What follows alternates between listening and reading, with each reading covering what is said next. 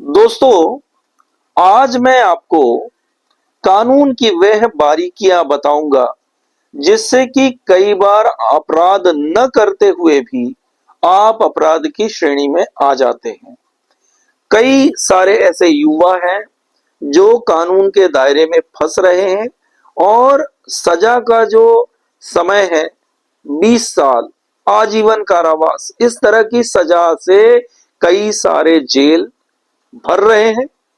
तो आपको मैं बता दूं कि वे कौन सी चीजें हैं, किन बातों का आपको ध्यान रखना है कि इस तरह का अपराध आपकी इच्छा नहीं है, आप सोचा नहीं आपने कभी कि ऐसा अपराध आपके साथ घटित हो रहा है, जाने अनजाने ऐसा अपराध घटित हो जाता है। तो क्या इग्नोर ऑफ लॉ आप इसको ये कह नहीं सकते कि यार मुझे पता नहीं था। तो इस तरह से मेरा तो यह मानना है कि जो स्कूली शिक्षा दी जाती है उसके साथ ही साथ एक बेसिक कानून क्या है यह पता होना बहुत अनिवार्य है। यह सब्जेक्ट चलना बहुत ही जरूरी है जिससे कि हमारी जो युवा पीढ़ी है अपराध करने से बच सके, कि क्या अपराध की श्रेणी में उसको पता हो। आइए देखते हैं क्या है इस चीज में, एक उदाहरण से इसको समझा जाए। मान लीजिए एक युवक जिसकी उम्र 18 से अधिक है और एक युवती या एक लड़की जिसकी उम्र 18 वर्ष से कम है।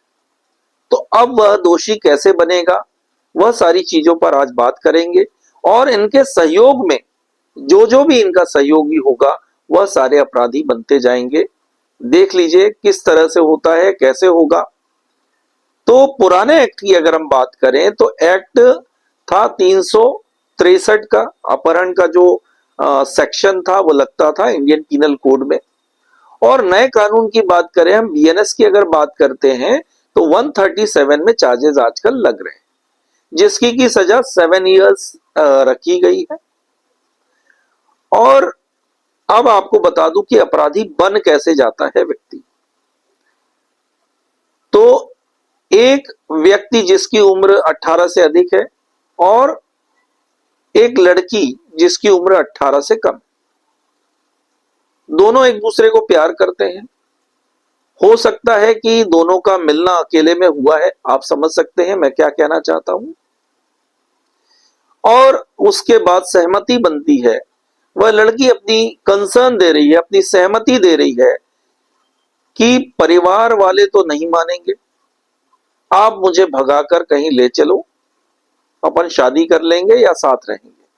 दोनों ही बातें हो सकती हैं। और मैं आपको बता दूं कि इस कानून में जो कि अपहरण का कानून है, जब कोई व्यक्ति अपहरण कर रहा है किसी लड़की का जिसकी 18 साल से कम उम्र है, तो क्या क्या धारा लगेगी, इन सभी के विषय में आज चर्चा करने वाले हैं। और अगर कोई सहयोगी है तो उसका क्या सजा उसको दी जाएगी, तो देख लीजिए आज इसके विषय में हम बात कर रहे हैं। तो उसका भी रोल बराबर का होगा इसमें।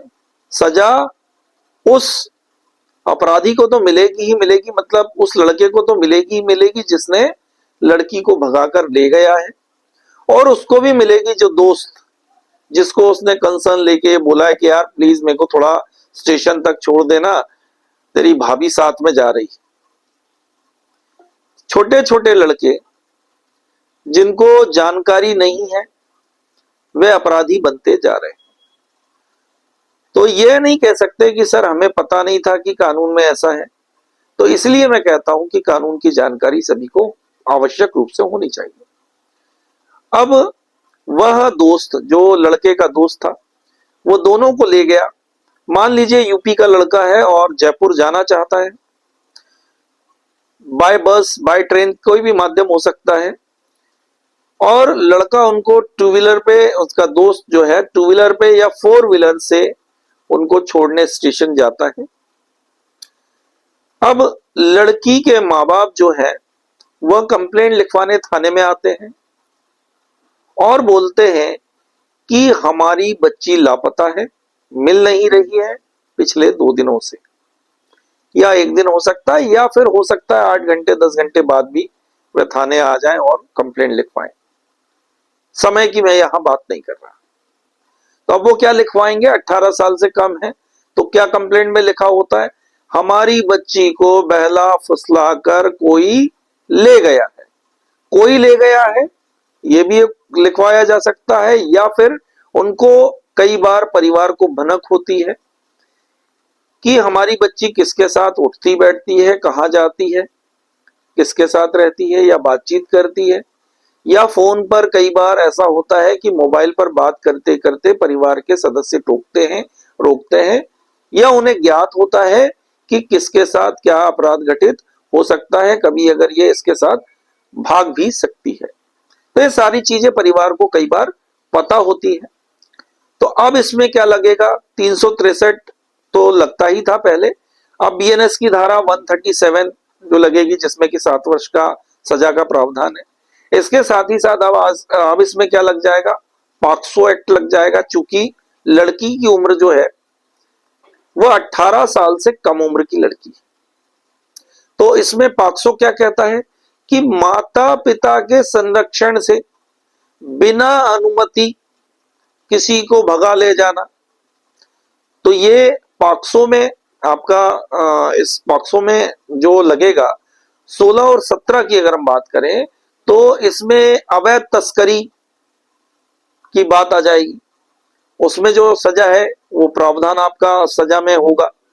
उसके साथ ही साथ पॉक्सो की एक धारा है 5/6 जिसमें कि 20 वर्ष की सजा का प्रावधान रखा गया है।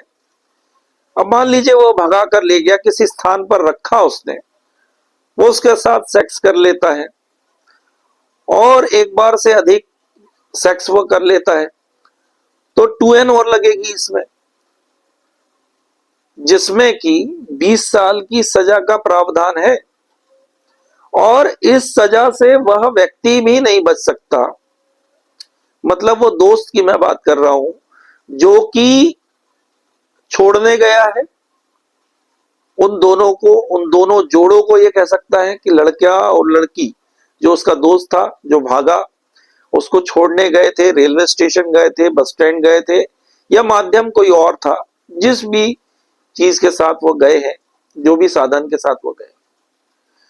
तो आपको एक चीज बहुत अच्छे से ध्यान में बिठा लेनी है कि जब भी कभी आप किसी दोस्त को, उसकी गर्लफ्रेंड को छोड़ने यदि जा रहे हैं तो सावधान हो जाइए, सतर्क हो जाइए और यह देख लीजिए कि उनकी उम्र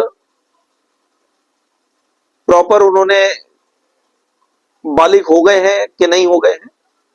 अगर वह नाबालिग है तो आप समझ लीजिए कि आप भी अपराध से बच नहीं सकते, आपको भी जो सजा, जैसे 20 साल उसको हुई है तो वही सजा आपको भी हो सकती है।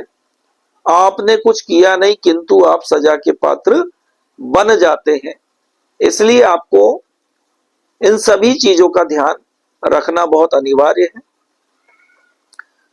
और अगर कानून की शिक्षा बेसिक ही सही अगर स्कूल कॉलेजेस में देनी लग जाए गवर्नमेंट, तो किसी हद तक इन सब चीजों से बचा जा सकता है। और मेरा एक उद्देश्य है कि मैं जो YouTube फैमिली के साथ जुड़ा हूं और जो लोग मेरे साथ जुड़े हुए हैं इनको कानून की जानकारी दे पाऊं और सही सही जानकारी हो, जिससे कि जितने लोग मेरे साथ जुड़े हैं उनको तो कम से कम मैं कानून से एजुकेट कर पाऊं, धाराओं के विषय में बता पाऊं और यह भी बता पाऊं कि क्या करना है और क्या नहीं करना है।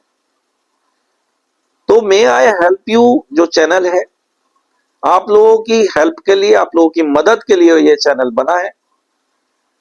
तो आप लोग इसको देखते रहिए, जिससे कि कानून की बारीकियां आप सभी को मिलती रहेगी और जाने अनजाने कोई अपराध आपके साथ घटित नहीं होगा, क्योंकि मेरे द्वारा दी गई जानकारी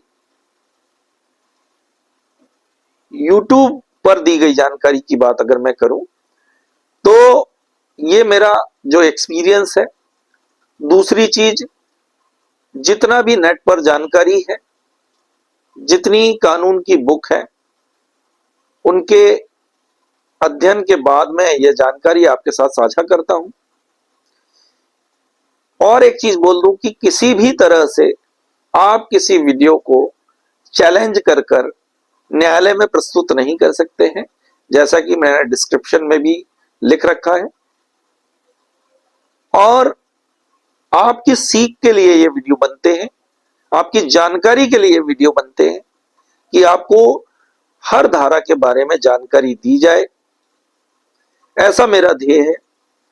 तो आप सभी को यह वीडियो कैसा लगा और क्या इससे जानकारी आपको मिल पाई, क्या कोई सीख आपको मिली है, क्या वाकई में ऐसा कोई अपराध आपके द्वारा घटित हुआ है या आप किसी ऐसे अपराध में संलिप्त होने वाले थे जिससे मैंने आपको आगाह किया। तो ये सब बातें अगर आपके साथ हुई है और आप कुछ सीखे हैं तो जरूर कमेंट कीजिएगा और देखते रहिएगा मेरा channel may I help you. सतर्क रहे, सावधान रहे और स्वस्थ रहें। जय हिंद।